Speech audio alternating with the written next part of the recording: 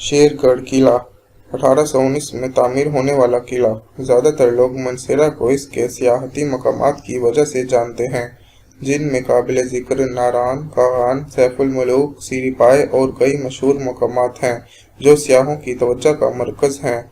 जहाँ मनसेरा सियाहत में अपना सानी नहीं रखता, वहाँ इस खूबसूरत शहर का चप्पा चप्पा तारीख से भरा पड़ा है, या यूं कह लें इस शहर की बुनियाद सदियों पुरानी है। जहाँ कभी हिंदू, सिखों, अंग्रेज़ों ने हुकूमतें की, वहाँ ही मुसलमान फातहीन और बहादुरों के आगे ना हिंदू टिक पाए, ना सिख, ना अंग्रेज़ ही ताब ला सका।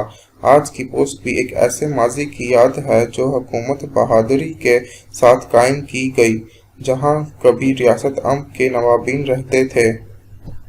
रियासत अम्ब एक शाही रियासत थी जो तनोली कबीले के सरबराह पाइंदा खान तनोली ने महाराजा रंजीत सिंह के दौर में सिखों से मुज़ाहमत के बाद कायम की थी। इस रियासत का मरकजी मकाम दरबंद शहर और अलाउ तनाउल था।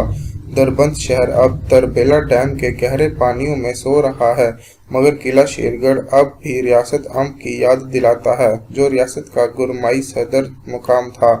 किला शेरगढ़ 1819 में हजारा में तैनात सिख फौज के कमांडर दीवान भवानी दास और मीर सिंह ने एक स्ट्रेटजिक मुकाम पर तामीर करवाया था। पाइंदा खान और सिखों के दरमियान इस किले को हासिल करने के लिए 17 लड़ाइयाँ हुई थी। पाइंदा खान के पोते नवाब मोहम्मद अकरम खान ने 1870 में किला शेरगढ़ को हवेली बना दिया था। आज ये शान शौकत वाला किला या हवेली अपनी साख और साख्त बरकरार रखे नजर आती है, जो शानदार माजी की शान शौकत बयान करती है। खूबसूरत सरसब्ज पहाड़, पुररौनक फिजा, खुशगवार मौसम इस तारीखी इमारत को और भी हसीन बना देता है।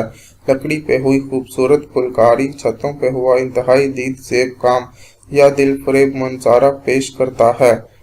आज भी ये किला नुमा हवेली बहुत अच्छी हालत में मौजूद है।